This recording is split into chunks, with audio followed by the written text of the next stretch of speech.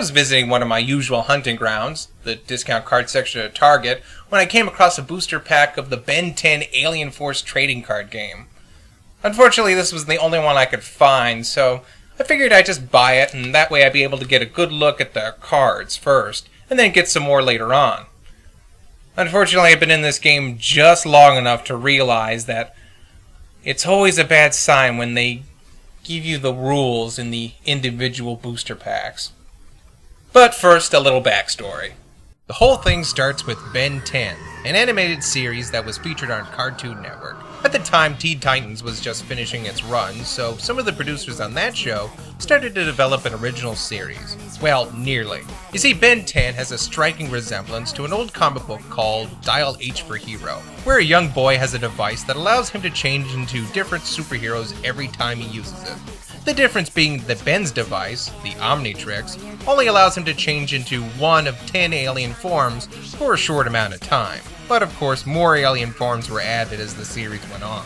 It was actually really good. Ben traveled the country with his grandpa and cousin Gwen over summer vacation, fighting criminals, mutants, mad scientists, secret societies, and alien overlords that were after the Watch. The best part of the series was Ben trying to learn how to use the Watch, adapt to his new powers, and learn how to be a true hero. As it went on, things did get a little goofier. For example, at the end of Season 1, it was revealed that Grandpa was actually a retired alien hunter. By Season 3, Gwen started to develop magical powers from being in contact with several magic-based villains. I realize how stupid this sounds, but like with most things, it was the build-up to these events that made them believable. But Ben 10 Alien Force? Ugh. That's when things started getting stupid bad hella quick. First of all, it's dull. The designs of the characters are just so flat compared to the first series. There's no interesting facial expressions or camera angles, and the characters act like droopy-eyed 30-year-olds as opposed to teenagers. They're also considerably dumber. You never stop criticizing and doing that breathing thing. I'm breathing wrong?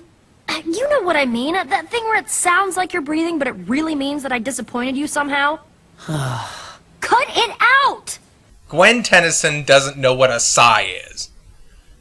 But you know who would know what a sigh is? Gwen Tennyson!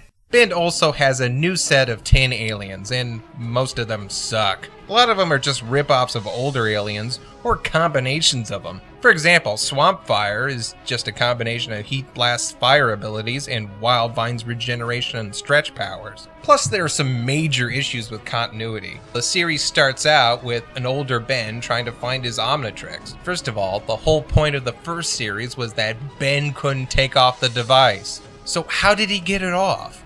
Second, why would he ever want to get it off? Now you have Ben 10 Ultimate Alien, which is basically the same series, only now Ben's aliens can take on more powerful forms. Are you kidding me? We're operating by Digimon rules now? This is the reason I can't enjoy Generator X. That's the show the original creators of Ben 10 went on to make. It's a much better show than I can give credit, but I can't stand to think about how they just let this happen. Oh, and you could just tell that this was just an excuse to sell merchandise. In the show, the characters are all older, and yet somehow this is when they started churning out the most juvenile crap imaginable. Naturally, I wasn't expecting much from this game, but I was actually pleasantly surprised by at least one aspect of it. First, let's go over the rules. You start out with a shuffled deck of 20 cards. I only have 9, but again, I can explain the dynamics of the game pretty easily. There's only one type of card: character. The object of the game is to get your opponent to discard all the cards in their deck before you. So, your deck is also your life. Each player starts out by drawing one card from their decks. No starting hands, just draw one card each. You see the number in the upper left? That's the hand cost. In order to use a card, a player must discard that many in order to play it. So unless a player's first card has a 0 hand cost, they can't play. Next round, each player picks another card. Now let's say each player wants to attack this turn.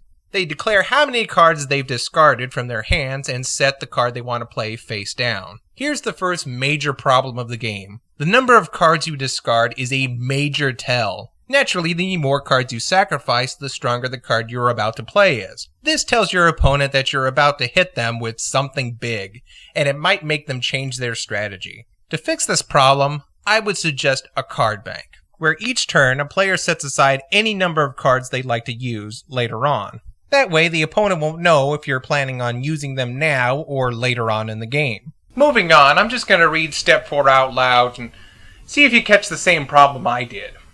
Each player then puts down the card they have chosen for battle on the count of 3. For strategic purposes, players have the option of bluffing their opponents by not putting down a card on the count of 3. What bluff could you possibly make? You have to pay the cost of the card beforehand. Yes, there are cards with no hand cost, but they're not very strong, so you're not going to be making your opponent think twice.